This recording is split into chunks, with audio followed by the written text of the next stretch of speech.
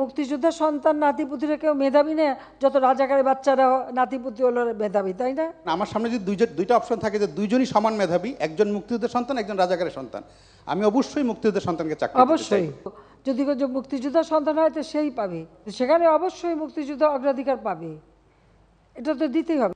এইখানে দ্বন্দ্বটা সৃষ্টি করে, এটা একটা ট্যাকটিক্স। কোটা প্রসঙ্গে আরেকটু কথা বলি। আমাদের তরুণ প্রজন্মকে ভুল বুঝিয়ে মুক্তিযুদ্ধের মুখোমুখি করা হয়েছে, এটা খুবই দুর্ভাগ্যজনক।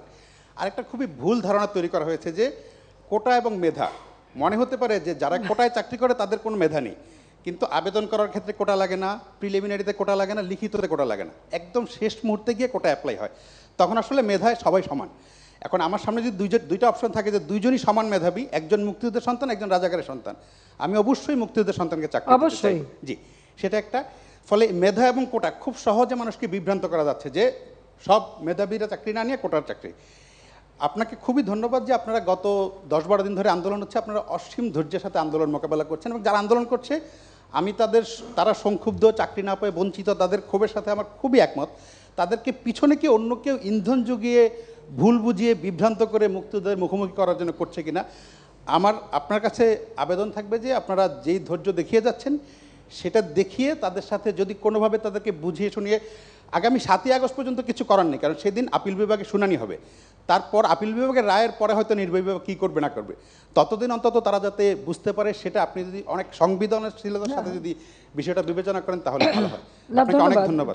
জি, এটা ঠিকই যে আসলে মেধা কার কত সেটা পরীক্ষা প্রিলিমিনারিতে হয়, তারপর পরীক্ষা হয়, রেজাল্ট হয়, ভাইবা হয়, সেই সময় যেটা বাস্তব। তো যদি মুক্তিযোদ্ধার সন্তান হয় তো সেই পাবে, আর সব সময় যে সব কোটা পূর্ণ হয় তাও তো না, যেটা বাকি থাকে সেখানে তো ওই তালিকা থেকেই দেওয়া হয়।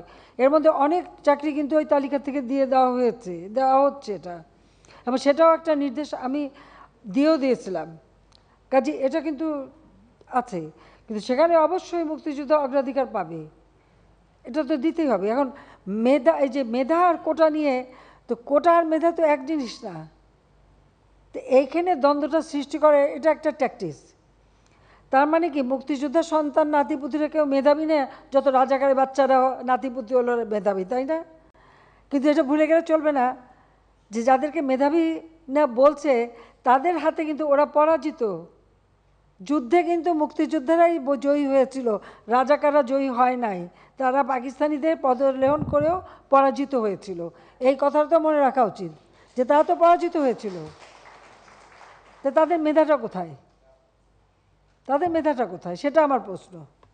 সত্যি কথা বলতে কি, আদালত যখন কথা বলেছে, আদালতে যখন চলে গেছে, তার যখন রায় হয়েছে, তো সেই রায়ের বিরুদ্ধে এখন এই মুহূর্তে আমার তো দাঁড়ানোর কোনো অধিকার নাই।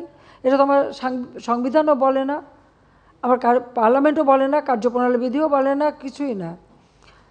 যতক্ষণ পর্যন্ত আদালত থেকে সমাধান না আসবে ততক্ষণ আমাদের এখানে কোনো কিছু করার থাকে না, কোনো ধ্বংসাত্মক কাজ করতে পারবে না। যতক্ষণ তারা শান্তিপূর্ণভাবে করে যাচ্ছে, কেউ কিছু বলছে না, কিন্তু এর বাইরে যখন কিছু করবে, পুলিশের গায়ে হাত দেওয়া বা পুলিশের গাড়ি ভাঙা বা এভাবে আক্রমণ, এগুলি যদি করতে যায়, তাহলে তখন তো আইন তার আপন গতিতে চলবে, এখানে আমাদের কোনো কিছু করার নেই। কোটা আন্দোলন করবার আগে তাদের তো পরীক্ষার রেজাল্টগুলি দেখে নেওয়া উচিত ছিল যে কোথায় তারা দাঁড়িয়েছে।